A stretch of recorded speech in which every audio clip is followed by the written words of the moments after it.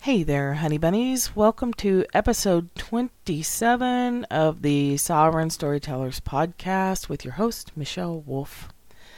You can find everything I do on thatmichellewolf.com, 2 L's, 2 F's, and you can find me on Facebook at facebook.com/thatmichellewolf.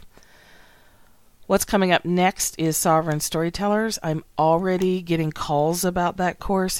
The word is getting out now after doing it a couple of years. It's going to be a little bit different this time because we're going to go through 9 energy centers. The 9 that are in the human design chart. We've always gone through 7. We use the chakra centers as a framework for exploring our bodies, our energy systems, our physical responses to figure out where our stories are and then to rewrite them. Okay, anyway. I don't have a title for today's podcast because I haven't figured it out yet. The question is, and there's theories out there, is do we need to be able to receive all energies in order to receive the ones we want? Can we pick and choose?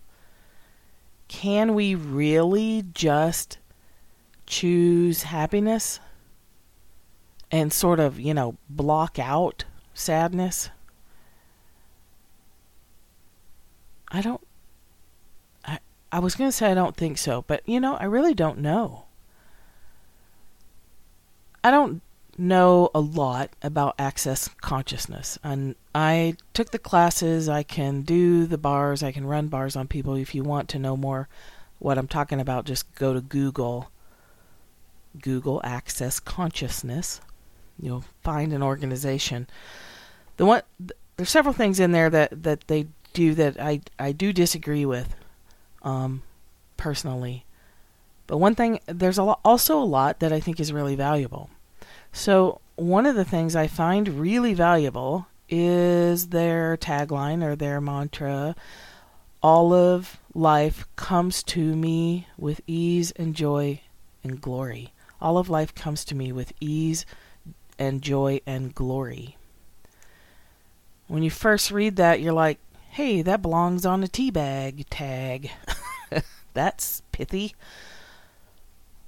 But when you really look at it and read more about it, it means all of life comes to me with ease, joy, and glory. Ease is available when we're not fighting against facets of life that we have judged wrong.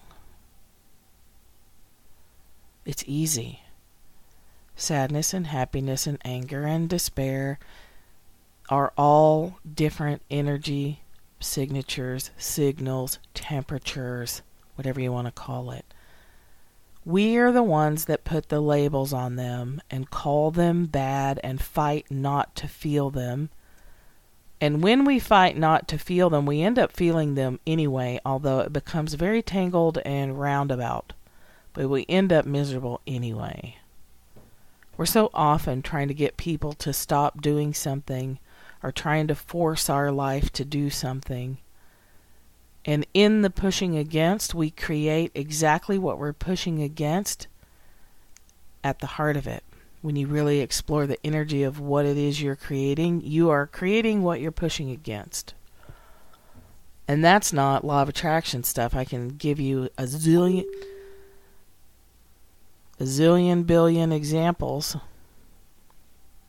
for that working with therapy clients. Although I can't tell you why there was just a big bing bong sound in the middle of my talking to you. I don't know what that was about. I swear to God, it wasn't me this time.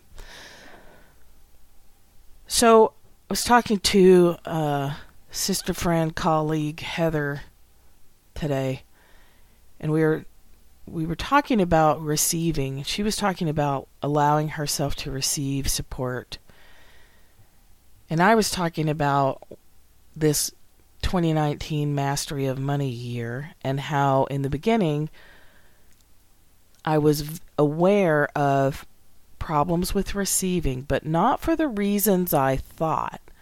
I thought I was having trouble receiving money, love, expressions from others about my value. I thought I was having trouble about that because I had like crappy self-esteem. But in my head I was like, but I really don't have crappy self-esteem about my work and the value of it, because I've had so many years of seeing people, children, families, individuals, groups, interact with me and have, visible results. So it's not that I doubt what I do works. I don't. But when I dug into it more and meditated more, I stopped meditating 15 minutes a day and switched to an hour on most days. And I'm aware of more now. My system is really becoming hyper aware. It's not really hyper aware. It's just that I've been asleep for a long time in some areas, and now this awareness feels like, whoa, this is pretty big. But it's probably not anywhere even normal or what I felt as a child, when we were not so guarded. But we talked about how money, the sensation of receiving money was highly uncomfortable. The sensation of receiving love was highly uncomfortable. I could feel other people's attention on me. That created sensations in my physical nervous system that in the beginning were highly uncomfortable. So when we were little, we couldn't, especially if we were born with lots of open energy centers, empaths, highly sensitive nervous systems, as we received from the world energies that were new to us, new to our physical body. Nothing's new to our soul. We just keep changing expression of it, and the voices that express it change, but the information is not new. But our baby bodies, we haven't developed an energy awareness, just like you haven't developed an immune system. So if you catch a cold when you're a baby, that's your immune system's opportunity to train itself. Like, oh, hey, what's this? Oh, this is a bacteria. This is a virus. Okay, well, what are we going to do about it? Well, we're going to run a bunch of stuff out our nose, and we're going to make our lungs cough, and we're going to amp up the temperature in here. Your immune system's like, whoa, okay, what are we going to do with this? What I believe is happening is the same thing happens to our energy, but we aren't taught anymore, hey, that's just, first of all, that feeling is mom, dad, siblings' feelings. That's their feelings. And it is just a sensation. You don't have to worry about that. Instead, we're just like bombarded with sensations. The sensation of our dad yelling. The sensate response of our mom's grieving. The sensate response of our sibling getting hurt and we were at fault, or we couldn't soothe them, we couldn't help them because we were little.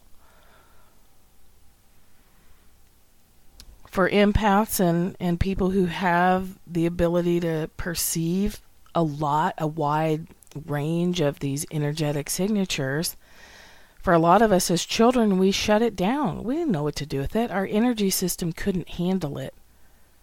It came too fast, or it was just too intense. It overwhelmed our capacity to stay present with the sensations happening in our nervous system, just like an immune system can get overwhelmed by trying to respond to a bacteria and get very, very sick. You get sick enough, and no matter how much medical intervention you get, your body will shut down, can shut down. So as we shut down our ability to receive, our awareness of receiving,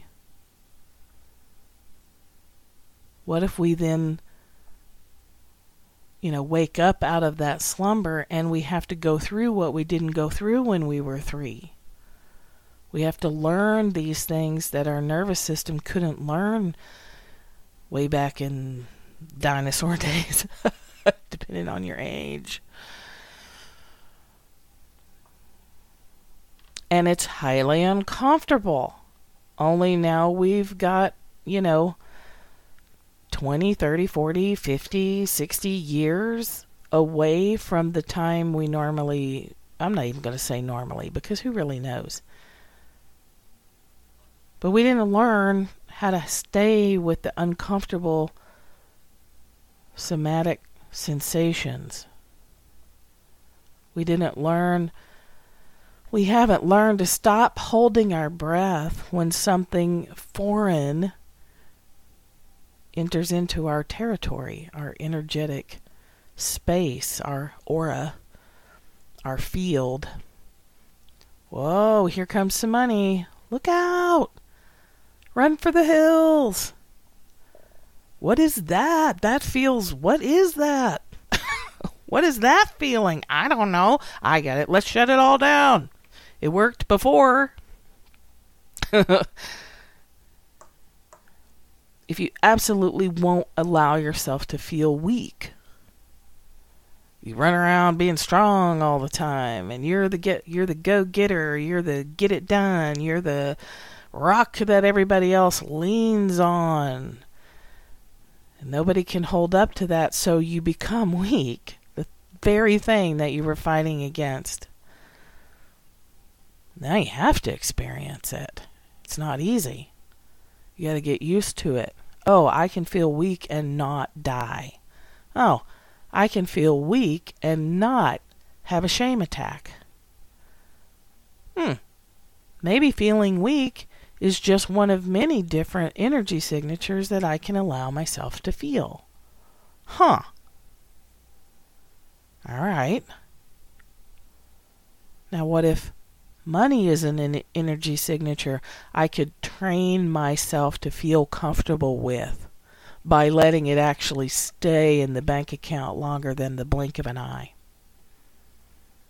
Maybe love is an energy I could train myself to remember how to feel comfortable with, or to learn how to feel comfortable with, so that I can receive more of it and not freak out.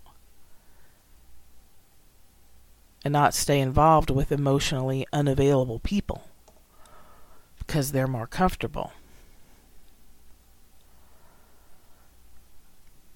All of life comes to me with ease and joy and glory. Parentheses, if we don't fight it. If we don't fight it, if we don't judge it, if we don't label it, if we don't tell a story about it, if we see that we've been conditioned to respond to energy X in this way and not that way, if we allow ourselves to become aware of how uncomfortable it can be to receive help when you're not a person who is consciously aware of how that offering from others enters your energy field and feels once it's there, and what that does to the nerve endings in your body. You have to train for it. I have this friend and wonderful person, colleague, friend, Bev. And I never have been a big drinker, ever in my life, really. So periodically, once or twice a year, I would get nutty and drink too much and be sick, like really sick. She used to always say, you can't do that. You've got to train your liver. You have to keep your liver in condition by drinking a little bit every day. Because when you just blast it with an evening of tomfoolery, you end up sick. It's hilarious. And also, what if we need to train our energy system to receive money all the time? So we get used to it when we haven't had it before, and maybe our families haven't had it for generations. And love and support and nurturing. All the things that make us uncomfortable if we're more on the tough side. Nurturing? Pah. That's a multi-letter, 4-letter word. Yuck. Nurturing. We scoff at it, right? We don't like it because it doesn't feel comfortable in our system. So,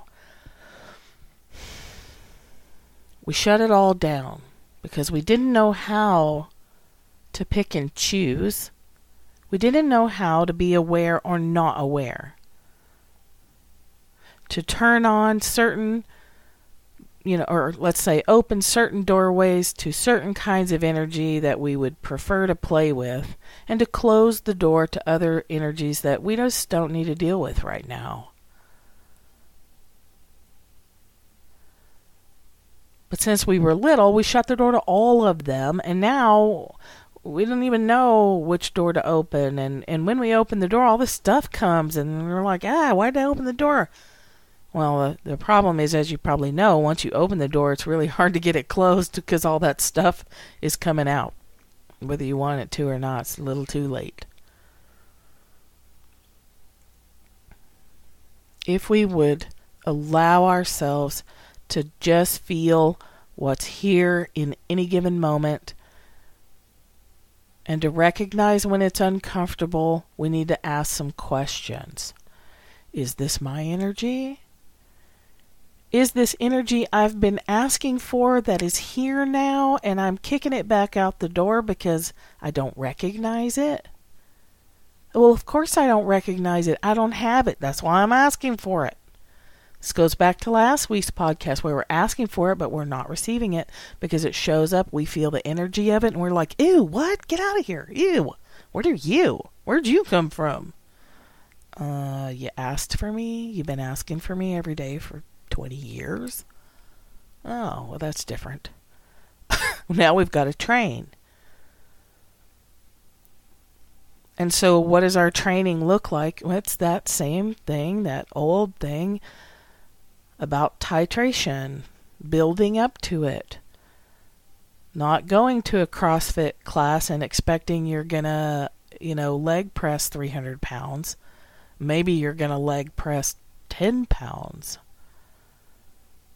And you wouldn't expect it to be any different than that. That's the thing, right?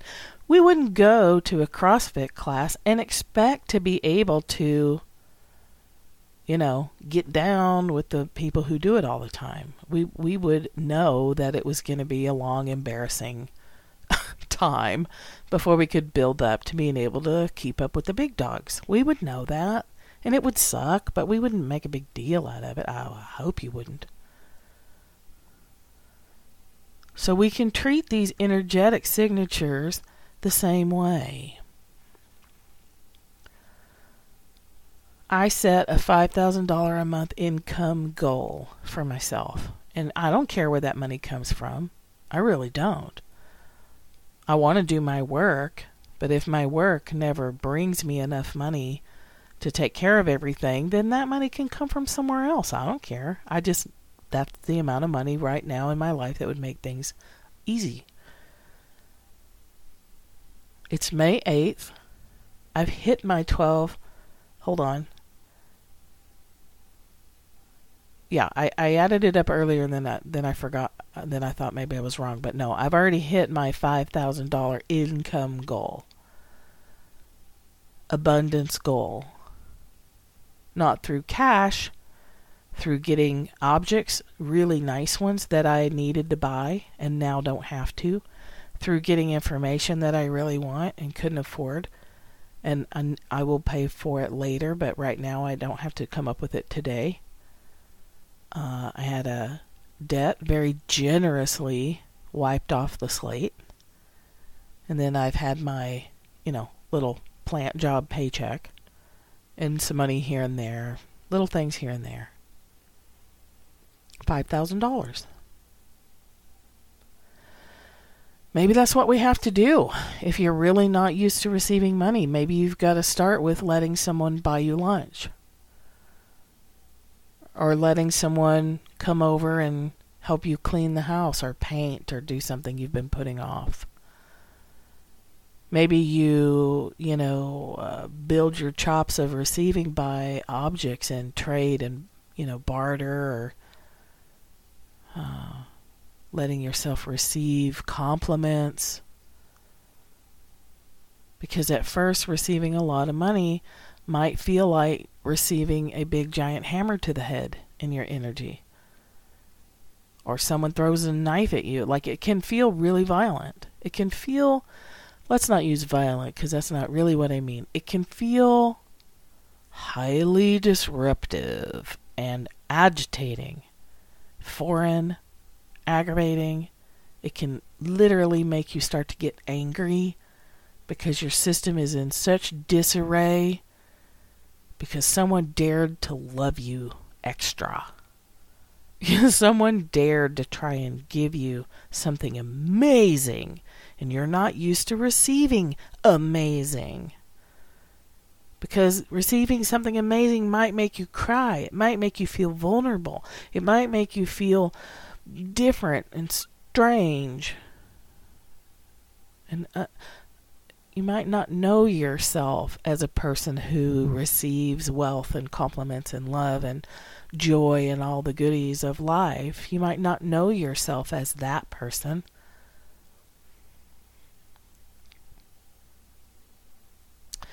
I think after we are able to be highly aware of what's available for us, then we can pick and choose without shutting off everything.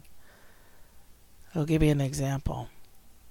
So Heather Westmoreland is she's doing this thing, and actually I'll let you know about it when it's ready to go. She's gonna explore talking to people who are mediums and would call themselves mediums and psychics, but they're working with it. They're not just like Long Island medium telling you something from your dead grandmother while you're trying to make a burrito at Chipotle, making you cry right there at work. Well, with the cameras rolling. But someone who does a healing process with you and your loved one who's passed on. Psychics who are like, no, I can't tell you if your boyfriend's cheating on you, but I can tell you that you've got a hidden pocket of pain right over there hiding under your liver. I can tell you that.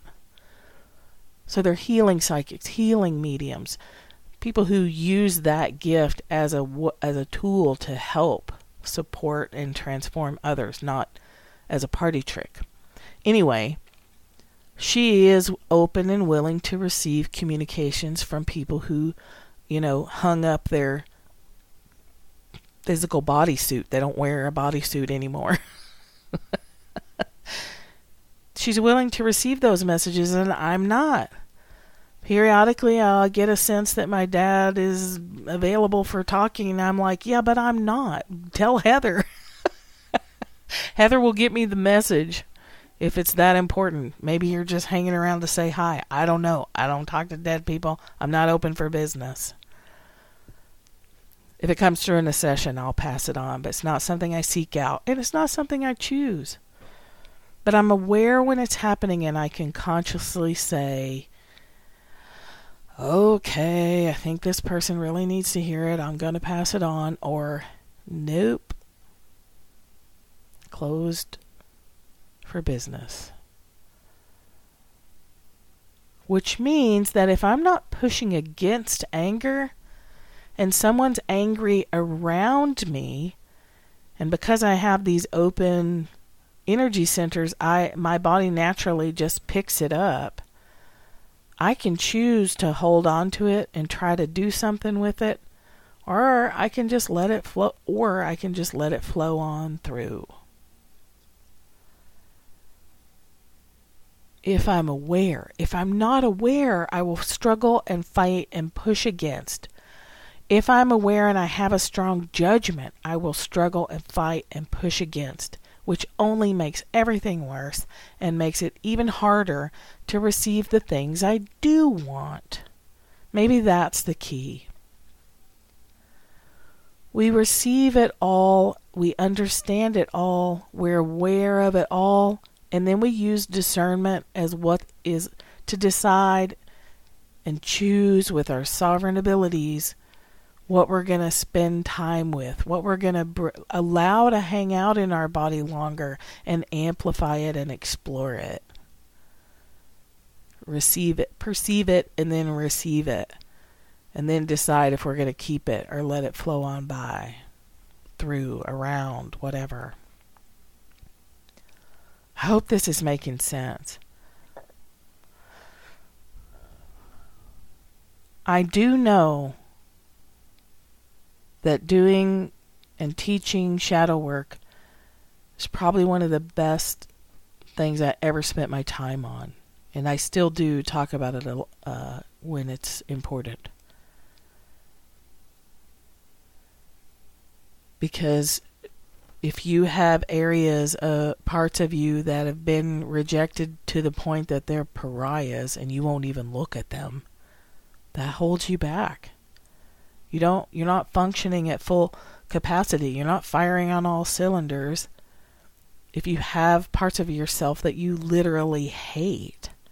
And you'll know what those parts are because you know what you hate in other people. And that's really always the best way. Whatever you hate in someone else, you've got some of that to some degree that you are rejecting.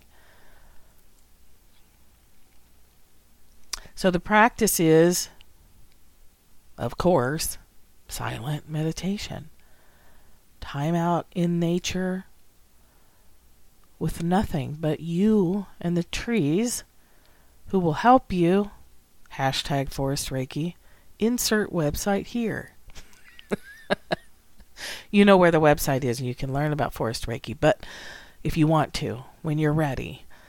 But that silence helps you find your baseline, who you are without the influence of anything else. No other people, no politics, no stories from the past.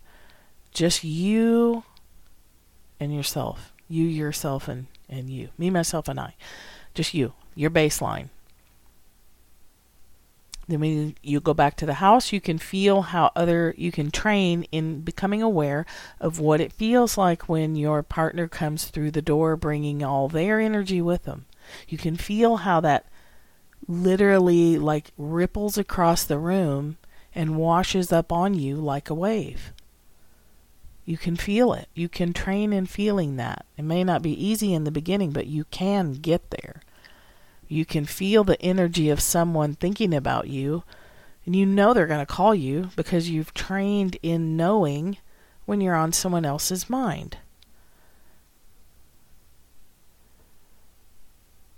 And you receive it, and you don't label it, and you choose which ones you're going to let stay.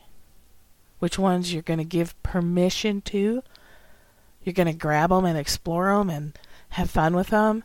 But then you're also going to let them go too, because you can't hang on. You can't hang on to happiness. You can't hang on to sadness unless you get in the middle of it and make it all sticky and weird.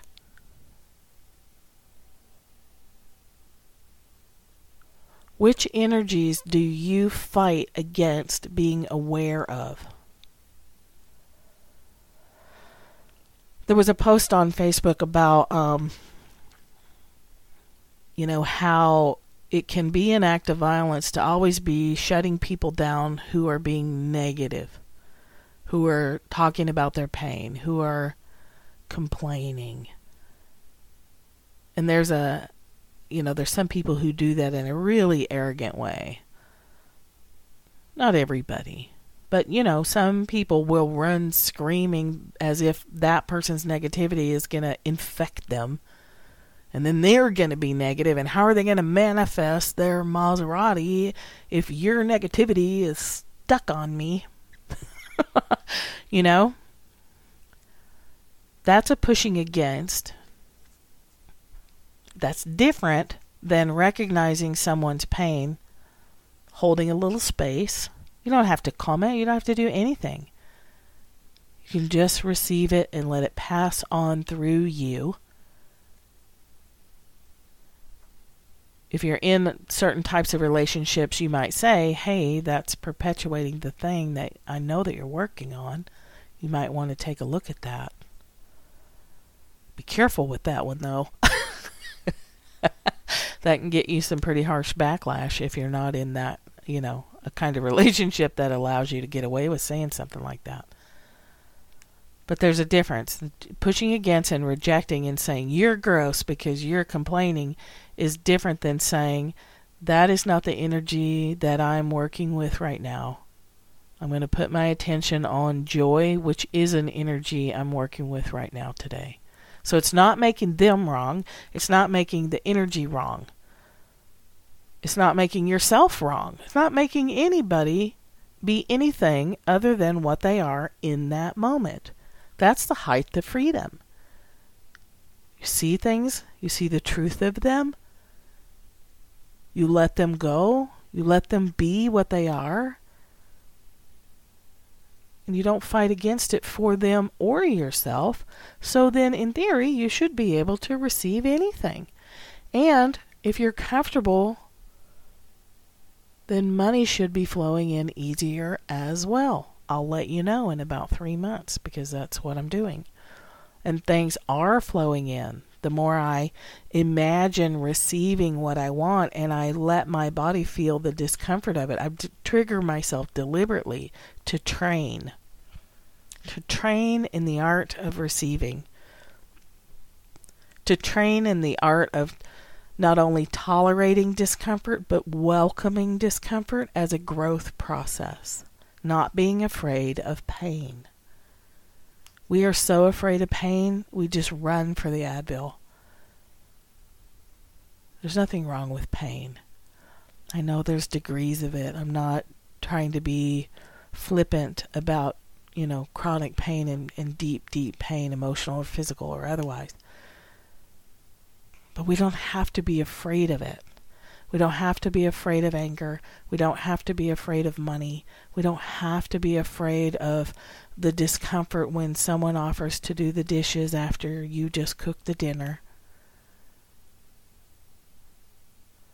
Ideally, we are so familiar with what we're unfamiliar with, and we know that when we feel it, it's going to trigger a response.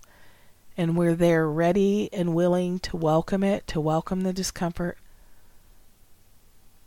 to just feel it, to just let it be as long as we can. And then the next time we'll do it again. Or if you're doing it like I am, you're deliberately meditating on the things that make me feel uncomfortable so I can train, okay? I probably just repeated myself 17 times.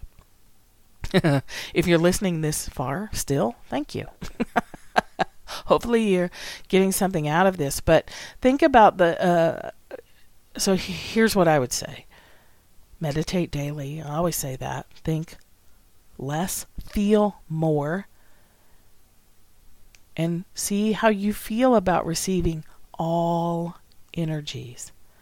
The good, the bad, the fabulous, the ugly, the dirty, the gross. The ones that look like they belong at the Ritz. The fancy ones. The loving ones, the squishy ones. The shamey ones. Can you receive them all? Can you train in the discomfort till it's comfortable? And will that raise your physical energy, and will it increase life's ability to deliver to your doorstep free air conditioners? Let me know. Play with it. See what you think. If you have questions or you ever want to leave feedback or whatever, I was talking to someone else about this, and I don't know if you leave comments on the podcast that I would get a notice. I actually don't have any idea. If somebody has commented and I haven't responded, it's safe to assume that I didn't see it. But you can always email me, info@thatmichellewolf.com. You can leave a post on Facebook. You can give me your input if you want it. Let me know if these things work for you or if you think they're just the stupidest things ever. Actually, if you think they're the stupidest things ever, you can keep that one to yourself. Okay. All right. We shut it all down. Let's open those doors back up and see what the world brings us to play with. Think less, feel more, and I will talk to you later. Here's the last thing. If you want to get in on Sovereign Storytellers, it's going to open July 1st, but people are already talking about it, so go check it out if you think that's for you. All right, now I'll talk to you later. Have a great week.